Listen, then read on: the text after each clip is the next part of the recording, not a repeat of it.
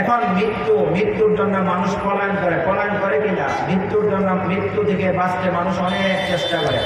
আল্লাহ বলেন এই আয়াতের অংশে, আল্লাহ মুফাসসিরিন এই তাফসীর করতে গিয়ে বলেন, আল্লাহ কোরআনের আরেক আয়াতে বলছেন, সবাই কথা শুনি, মনোযোগ দিয়ে কথা শুনি। আল্লাহ কোরআনের আরেক আয়াতে বলেন, কুল্লু নাফসিন যায়িকাতুল মাউত, প্রত্যেক প্রাণীকে মৃত্যুর স্বাদ আস্বাদন করতে হবে। সুম্মা ইলাইনা তুরজাউন, আমার কাছে আমি ফিরিয়ে নিয়ে আসবো। কুল্লু নাফসিন যায়িকাতুল মাউত ওয়া ইন্নামা তুওয়াফাউনা উজুরাকুম ইয়াওমাল কিয়ামাহ।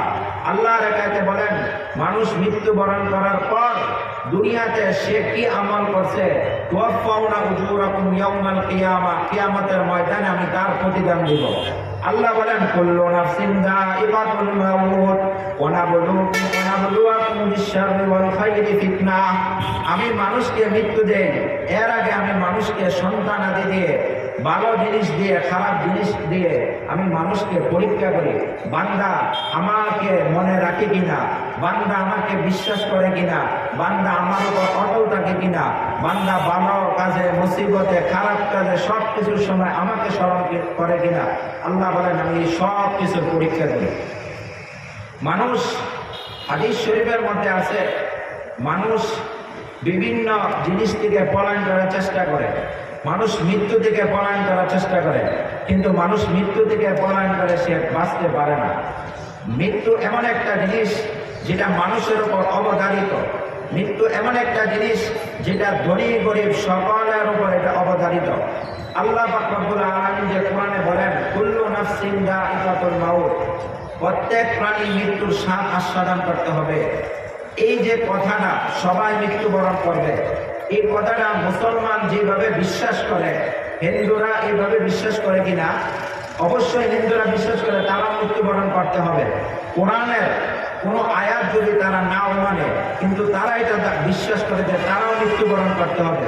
ইহুদিরা বিশ্বাস করে তারা মৃত্যুবরণ করতে হবে, খ্রিস্টানরা বিশ্বাস করে তারা মৃত্যুবরণ করতে হবে, বৌদ্ধরা বিশ্বাস করে তারাও মৃত্যুবরণ করতে হবে। ত্রিপুরা রাজ যত ধর্ম আছে, সমস্ত ধর্মের মানুষেরা বিশ্বাস করে যে আমরা একদিন না একদিন মৃত্যুবরণ করতে হবে। তাহলে মুসলমানও মৃত্যুবরণ করবে, কাফেরও কি করবে? মৃত্যুবরণ করবে।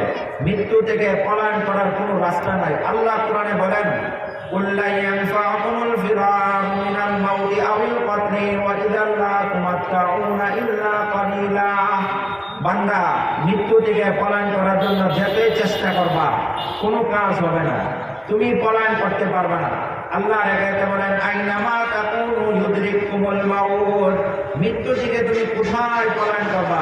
ওয়ালাউ কুনতুম ফি বুরুজিন মুশাইয়াদা, যদি দুর্গের মধ্যে, প্রাচীরের মধ্যে থাকো, যদি তুমি গ্লাসের মধ্যে থাকো যাতে আজরাইল না ঢুকতে পারে, যে জায়গার মধ্যে একটা মশা ঢুকতে পারে না, তুমি এমন ব্যবস্থা করে রয়েছো যেখানে মশা ঢুকতে পারে না, মশা ঢুকতে হলে তোমার অনুমতি লাগে, এমন জায়গার মধ্যেও আল্লাহ বলেন, কুনতুম ফি বুরুজিন মুশাইয়াদা, অবশ্যই সেখানে গিয়েও আজরাইল তোমার জান কবজ করবে। সেখানে গিয়ে আজরাইল কি করবে? জান কবজ করবে। আল্লাহ পাক রব্বুল আলামিন কোরআনের মধ্যে যে বলতেছেন, মৃত্যু আমি সৃষ্টি করছি, হায়াত আমি সৃষ্টি করছি, তাহলে আমাদের সবার বিশ্বাস আছে কিনা আমরা মৃত্যুবরণ করতে হবে? বিশ্বাস করে কিনা মৃত্যুবরণ করতে হবে? তাহলে মুমিনের মৃত্যু আর কাফেরের মৃত্যু, মানুষ যখন মৃত্যুবরণ করবে তখন হয়তো সে মুমিন হবে, নাইলে সে কাফের হবে, হয়তো সে জান্নাতি হবে, নাইলে সে জাহান্নামী হবে। আল্লাহ বলেন, হাদিস শরীফের মধ্যে রাসূলের মাধ্যমে জানাই দেন মুমিনের মৃত্যু কিরকম হবে, জাহান্নামী কাফেরের মুনাফিকের মৃত্যু কেমন হবে। আল্লাহ হাদিসের মধ্যে বলেন, আল্লাহ রাসূল সাল্লাল্লাহু আলাইহি ওয়াসাল্লাম হাদিসের মধ্যে বলেন, মুসলিম শরীফের হাদিস, রাসূল সাল্লাল্লাহু আলাইহি ওয়াসাল্লাম একদিন এক সফরে বের হওয়ার সময় তিনি পথিমধ্যে এক জানাজার মধ্যে উপস্থিত হয়েছেন। সাহাবী বলেন, খরাজনা মা রাসূলিল্লাহি সাল্লাল্লাহু আলাইহি ওয়াসাল্লাম ফি জানাজাতি রাজুলিন মিনাল আনসার। আমরা রাসূলের সাথে এক আনসারী সাহাবীর জানাজায় উপস্থিত হয়েছি। আমরা বের হয়েছি জানাজা পড়ার জন্য।